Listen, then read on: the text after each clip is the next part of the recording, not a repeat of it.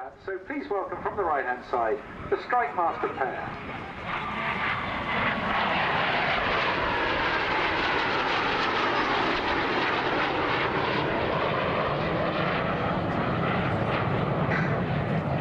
Now just to the Armstrong-Sydney Viper jet, the one you hear right now, with ejector seats and a redesigned airframe. Pulling up a very neat pairs formation there.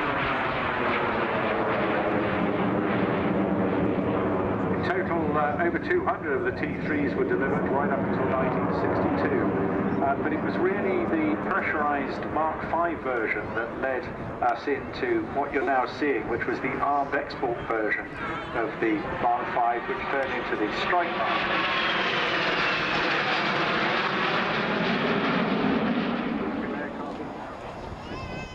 Once the Mark V had been developed, it was turned into an armed export version going to Sri Lanka, Kuwait and Sudan, and then armed with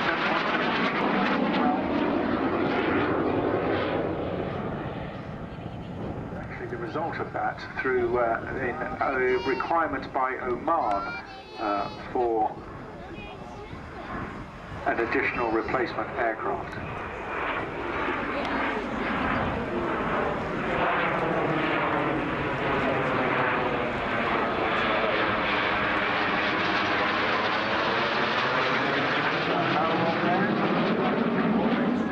Flying around the outside of a very large...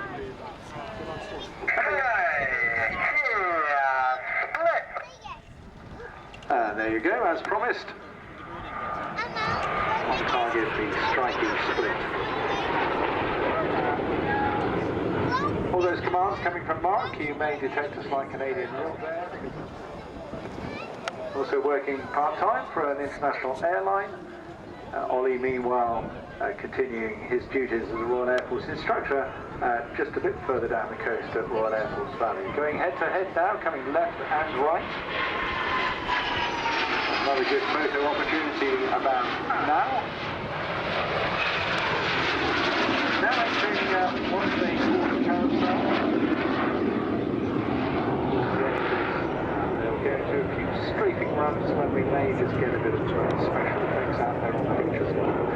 So now keeping tally on each other. Of course, that smoke also helping them get a clear, safe position as they come round into the second half to complete this carousel manoeuvre.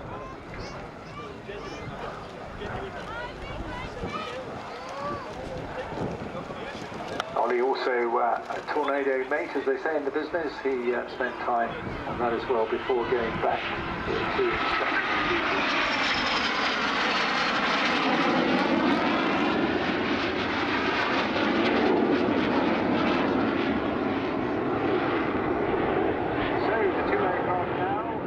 Bit of shooting there.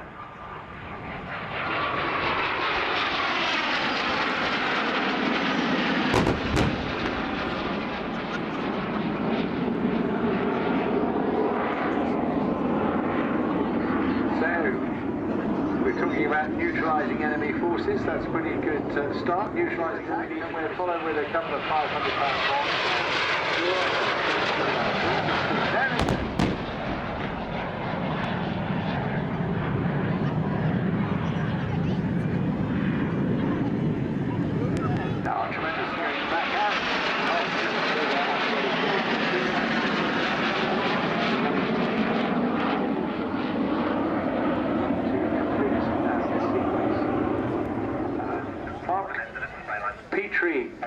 And Ollie Suckley in the Strikemaster pair, running in now for their final manoeuvre and pull-up. Ollie, up now!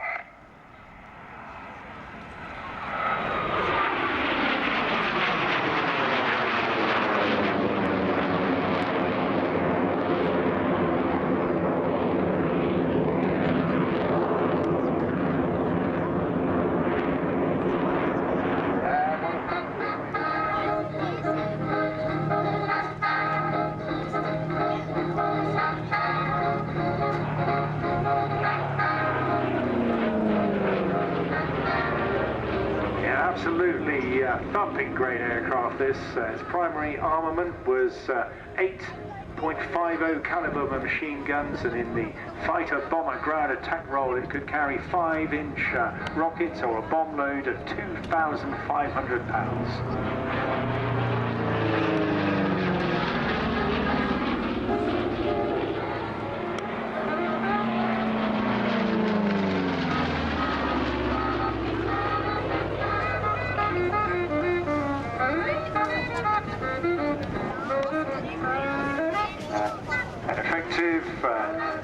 Short to medium range escort fighter in high altitude air-to-air combat and ground attack in both the European and Pacific theatres.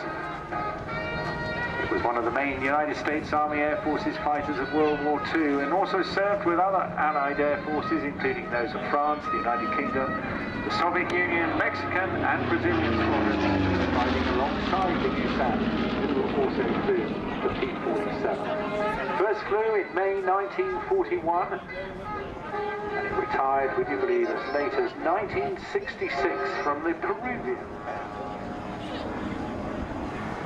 The armoured cockpit was relatively roomy and comfortable. The rubber canopy introduced on the P-47 offered great visibility.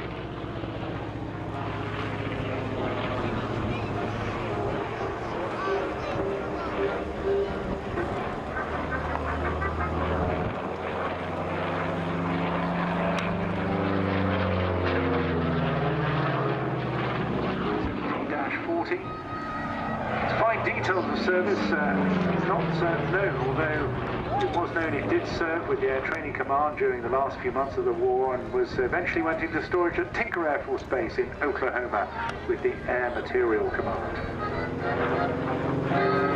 In the hands today of John Gowdy, a well-known name on the British Air Display Circuit, the same gentleman who introduced the Fireflies onto the air program in that year. Formed part of a group of P-47s which found their way to the Peruvian Air Force and gave good service right up until 1967, initially as a frontline fighter and then as a fighter trainer.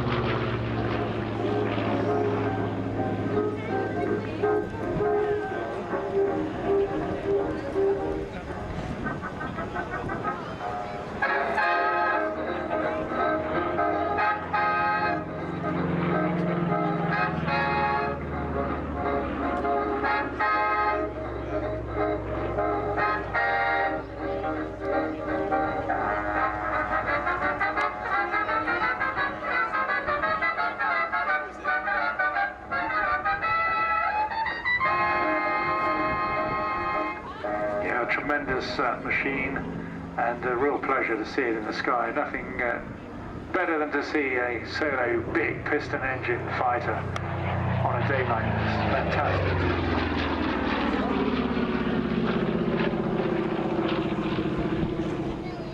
They were sent to England initially in 1942 to join in combat operations. The initial Thunderbolt flyers were the 56th Fighter Group, sent overseas to join the 8th Air Force. It gained its nickname, the Jug, mainly because it was felt it had a similar profile.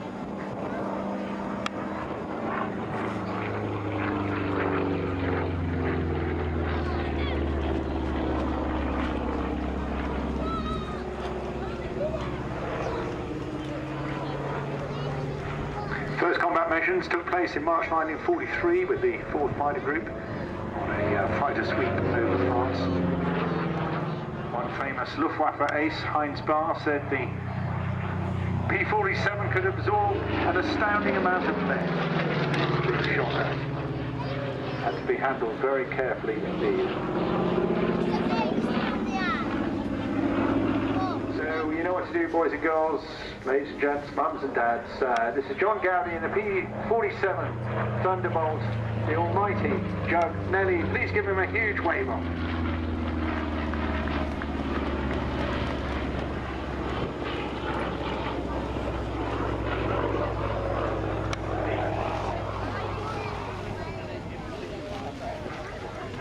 And they're now flying off into the wild blue yonder. Brings us far.